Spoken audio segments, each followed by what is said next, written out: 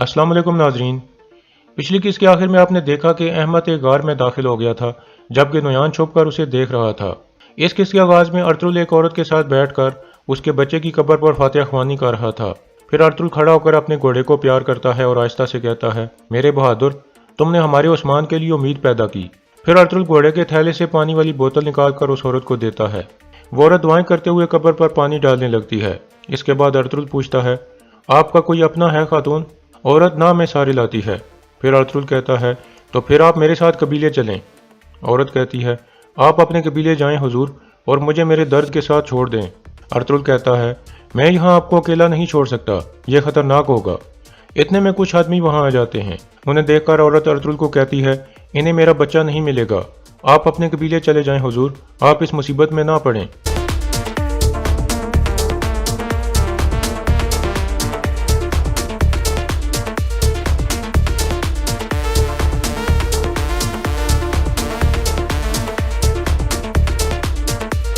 दूसरी तरफ तुर्गत और बामसी वगैरह उस गार के करीब पहुंच जाते हैं जहां वो अहमद से मिलते थे।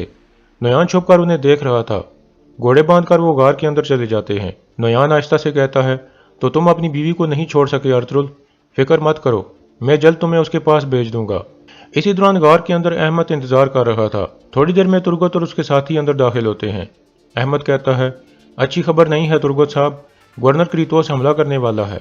बामसी हैरान होकर पूछता है, वो कहाँ हमला करने वाला है? अहमद कहता है, किसी चमड़े के कारखाने पर। यह सुनकर तुर्गत कहता है, वो अलमिला खातून और उसके आदमियों पर हमला करना चाहता है। गुनल्ब कहता है, वो गलीज गवर्नर अर्तुल साहब के सोग में होने का फ़ायदा उठाना चाहता है। हमें फ़ौरन चमड़े के कारखाने की तरफ जाना होगा, वो किसी भी वक्त हमला कर सकते हैं। बामसी पूछता है, और अर्तुल साहब? गुनल्ब कहता है, एक सिपाही भिजवा कर उन्हें खबर दे दें, मैं किले जाकर अपने सिपाही लेकर आता हूँ। तुर्गत कहता है, आप सही कह रहे हैं गुनल्ब साहब, अर्तुल साहब को सोग मनाने दें, हम इस मामले से खुद ही निपट लेंगे।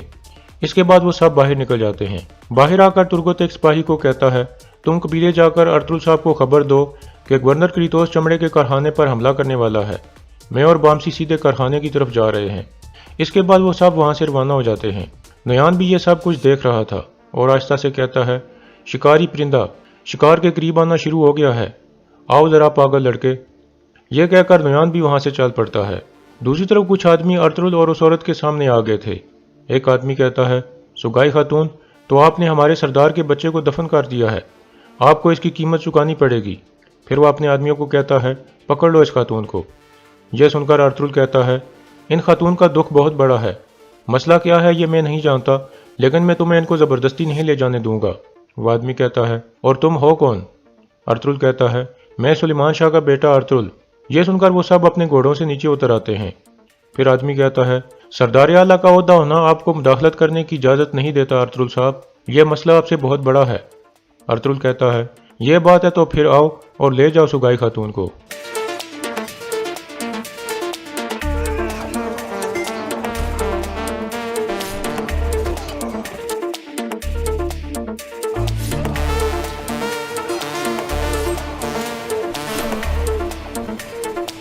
इस तरह अर्तुल उन सब को मार देता है।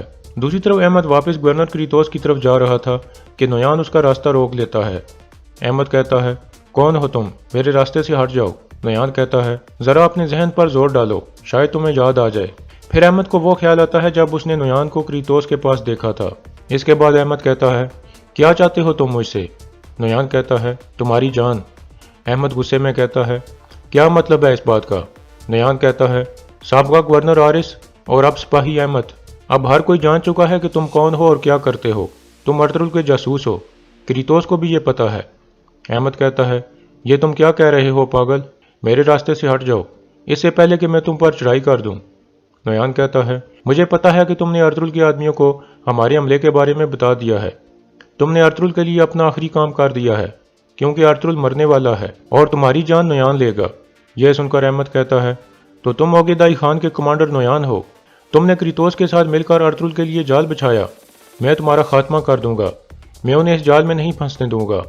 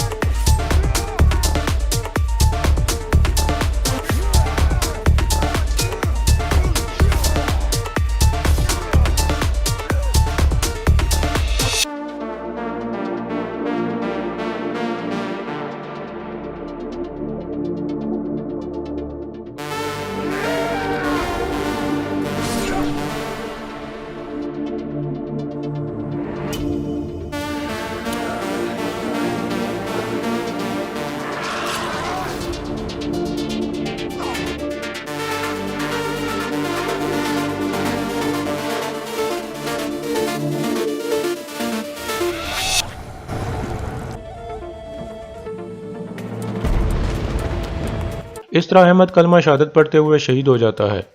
फिर नुयान अपनी तलवार अहमद के कपड़ों से साफ करने लगता है। इसके बाद नुयान की बहन के कारखाने का मंजर सामने आता है।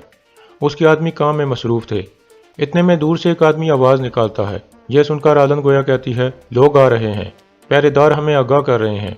फिर वो अपने आदमियों से मुखातिब होकर कहती है, वक्त आ गया है, हर कोई होशियार हो जाए, सब अपने अपने काम में मसरूफ हो जाओ। थोड़ी देर बाद तुर्गत और बामसी वहां पहुंचते हैं। यह देखकर एक आदमी आहिस्ता से कहता है, अर्तुल नहीं आया। आलन गोया कहती है, वो अपने सिपाहियों के साथ आएगा, थोड़ा सब्र करो। तुर्गत और बामसी उनके करीब आते हैं तो आलन गोया उन्हें खुश आमदीद कहती है और फिर कहती है, आपने हमारे कारखाने पर आकर हमें इज्जत बख्शी। बामसी कहता है, आपका कारखाना बहुत अच्छा है, लेकिन सूरत हाल ठीक नहीं है। फिर तुर्गत कहता है, गवर्नर क्रीतोस ताजरों को रोकने के लिए इस जगह पर हमला करना चाहता है। वो सूरज गुरूब होने से पहले हमला करेंगे और फिर रात के अंधेरे में गायब हो जाएंगे। आलन गोया पूछती है, और अर्तुल साहब? तुर्गत कहता है, उनको इस बारे में नहीं पता, हम इस मामले से खुद ही निपट लेंगे। आलन गोया पूछती है, वो कहाँ हैं? बामसी कहता है, उनकी बीवी फौत हो गई है, वो सोग में है। यह सुनकर आलन गोया कहती है, मैंने सुना है, मुझे अफसोस है। फिर तुर्गत कहता है, अब आपको यहाँ से जाना होगा, हम अपने सिपाहियों के साथ मिलकर उनके लिए जाल बिछाएंगे। कुछ देर सोचने के बाद आलन गोया कहती है, तुर्गत साहब सही कह रहे हैं, हम ऐसा ही करेंगे। इसके बाद वो चारों वहाँ से रवाना हो जाते हैं।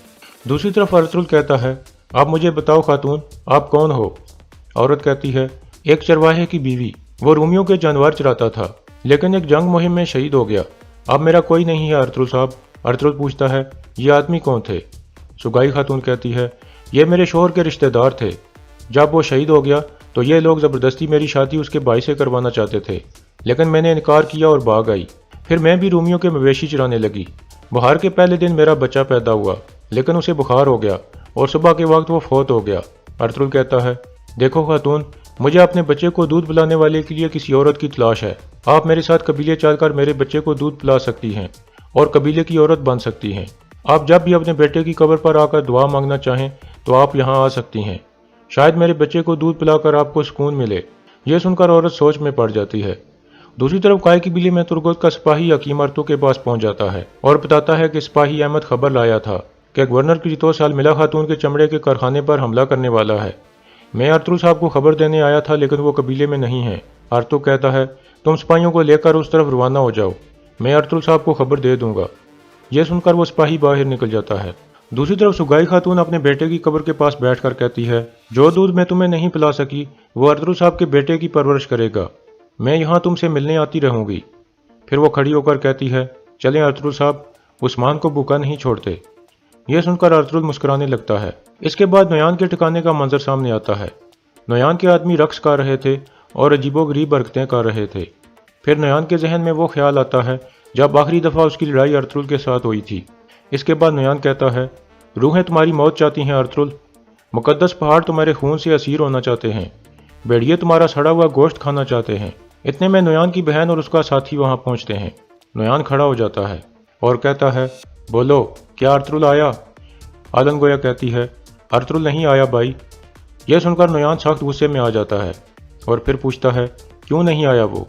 आलन गोया कहती है, तुर्गत और बामसी आए थे, उन्होंने कहा है कि अर्तुल हलीमा के सोग में है और वह नहीं जानते कि अर्तुल कहाँ है।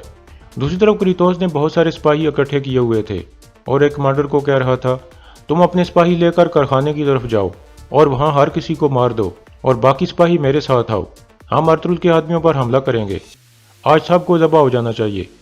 यह कहकर वो सब रवाना हो जाते हैं। कुछ ही देर में क्रीतोस के सिपाही चमड़े के कारखाने पर पहुंच जाते हैं और हमला कर देते हैं।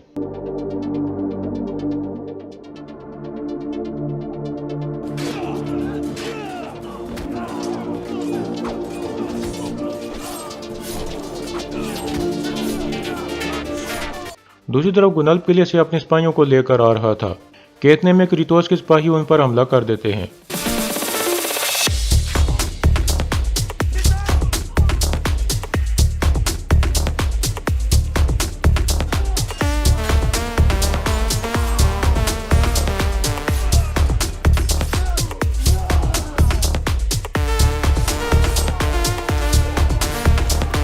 कुछ ही देर में गुनल्फ के सारे सिपाही मारे जाते हैं और वो अकेला रह जाता है। सिपाही उसे चारों तरफ से घेर लेते हैं।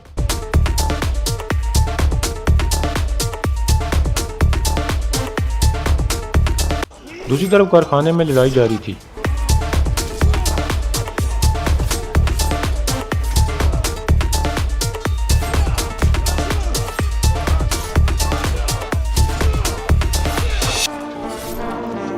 इस तरह क्रीतोस के सारे आदमी मारे जाते हैं।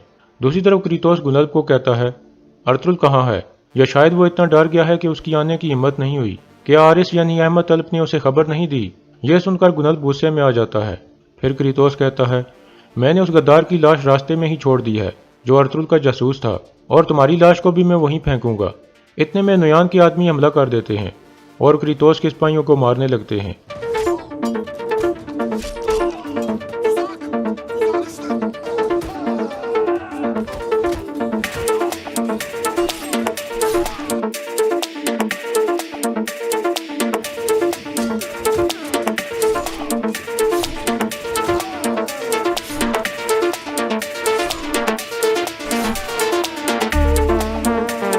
इस तरह क्रीतोस के सारे आदमी मारे जाते हैं। यह देखकर क्रीतोस एक तरफ भागने लगता है। गुनल्फ कहता है, यह कमीना भाग रहा है। आलन गोया कहती है, हम इसे निपट लेंगे, आप कारखाने की तरफ जाओ।